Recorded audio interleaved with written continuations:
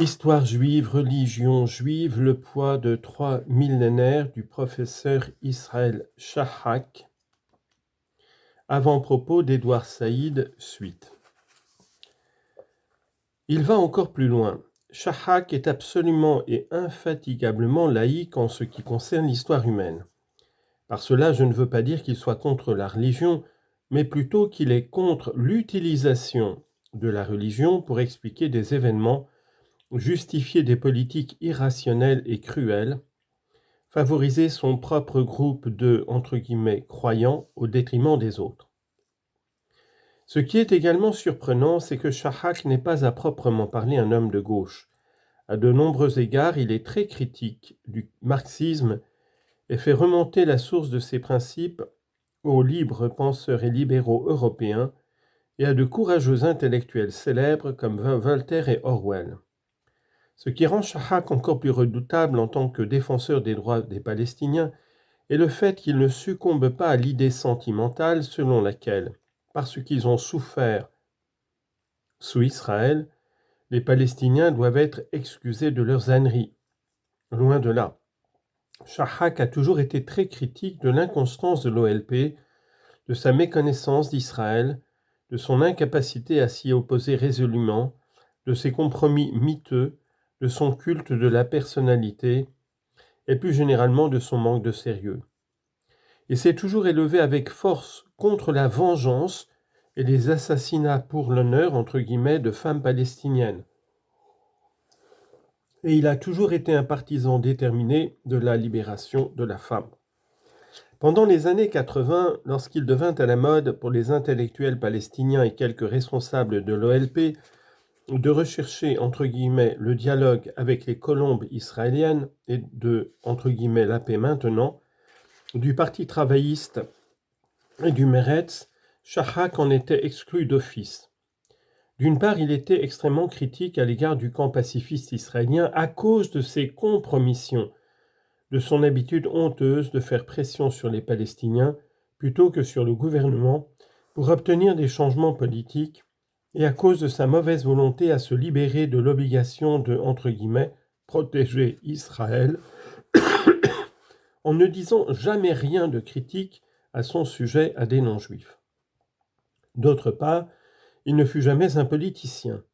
Il ne croyait tout simplement pas aux pauses et aux circonlocutions dont les gens imbus d'ambition politique sont toujours friands. Il se battait simplement pour l'égalité, la vérité, une vraie paix et un véritable dialogue avec les Palestiniens.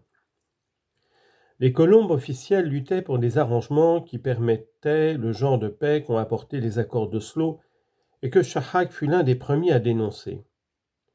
Mais parlant en tant que Palestinien, j'avais toujours honte de ce que les activistes palestiniens, si avides de dialogue en secret ou en public avec des travaillistes ou avec le Meretz, refusent tout contact avec Shahak.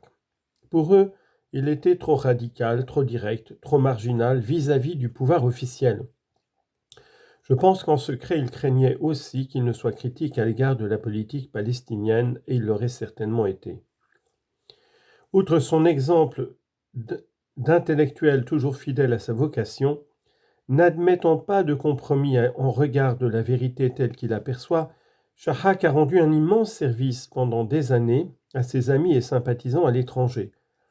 Partant de l'idée juste selon laquelle la presse israélienne était paradoxalement plus près de la vérité et plus informative que les médias arabes ou occidentaux, il a traduit sans relâche, annoté, puis reproduit et expédié des milliers d'articles de la presse en langue hébraïque.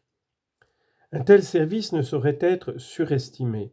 En ce qui me concerne, en tant qu'auteur qui a parlé et écrit sur la Palestine, je n'aurais pas pu faire ce que j'ai fait sans ces papiers, et bien sûr, son exemple de chercheur de la vérité, de la connaissance et de la justice. C'est aussi simple que cela. J'ai envers lui une immense dette de reconnaissance. Il accomplissait ce travail à ses propres frais le plus souvent et pendant ses heures libres. Les notes qu'il ajoutait et les petites introductions qu'il composait pour ses sélections mensuelles de la presse étaient d'une valeur incalculable, pour leur esprit cinglant, leur perspicacité informative, leur patience inlassablement pédagogique. Pendant ce temps, bien entendu, Shahak continuait ses recherches scientifiques et son enseignement, qui n'avaient rien à voir avec ses annotations et ses traductions. D'une façon ou de l'autre, il trouvait aussi le temps de devenir le plus grand érudit que j'ai jamais connu. L'étendue de ses connaissances en musique, en littérature, sociologie et surtout en histoire d'Europe, d'Asie et d'ailleurs est, d'après mon expérience, sans rival. Mais c'est en tant que spécialiste du judaïsme qu'il dépasse tant d'autres, puisque c'est le judaïsme qui a occupé son énergie de savant et d'activiste depuis le début. Depuis quelques années, il avait commencé d'éclairer ses traductions de commentaires qui devinrent bientôt des documents mensuels de plusieurs milliers de mots sur un seul sujet. Par exemple, le véritable arrière-fond rabbinique de l'assassinat de Rabin, ou encore pourquoi Israël devait faire la paix avec la Syrie. Curieusement, parce que la Syrie est le seul pays arabe qui puisse réellement lui faire du mal militairement. Tout ça est bien dépassé aujourd'hui. Puis-je me permettre d'ajouter. Et ainsi de suite. Ceci constituait d'inestimables sommaires de la presse, mais aussi des analyses extrêmement perspicaces, souvent dynamiques, des tendances, des courants et des questions actuelles que les grands médias embrouillent ou passent sous silence la plupart du temps. J'ai toujours connu Shahak comme un historien prodigieux, un intellectuel brillant, un esprit universel, un érudit et un activiste politique, mais je l'ai suggéré précédemment, je me suis finalement rendu compte que son hobby principal avait été l'étude du judaïsme, des traditions rabbiniques et talmudiques et des travaux sur le sujet. Le présent livre est donc une puissante contribution à ces choses-là. Il n'est rien de moins qu'une histoire concise du judaïsme classique, aussi bien que de sa manifestation plus récente, et de ce que ceux-ci ont une importance pour la bonne compréhension du moderne Israël. Shahak montre que les obscures mesures étroitement chevines prises contre divers autres indésirables se trouvent bien dans le judaïsme, comme dans d'autres traditions monothéistes bien sûr, mais il en vient à démontrer la continuité entre celles-ci et la manière dont Israël traite les Palestiniens, les chrétiens et les autres non-juifs. Il en ressort un tableau dévastateur de préjugés, d'hypocrisie et d'intolérance religieuse. Mais, ce qui en est important à cet égard, c'est que la description qu'en donne Shahak inflige un démenti non seulement aux fictions qui abondent dans les médias occidentaux sur la démocratie israélienne, mais aussi qu'elle stigmatise implicitement des hommes politiques et des intellectuels arabes pour leur conception scandaleusement ignorante au sujet de cet État, surtout quand ils prétendent pompeusement devant leur peuple qu'Israël a vraiment changé et maintenant veut vraiment la paix avec les Palestiniens et les autres Arabes. Ceci est écrit en 1996. Shahak est un homme très courageux, qui mériterait d'être honoré pour les services qu'il a rendus à l'humanité.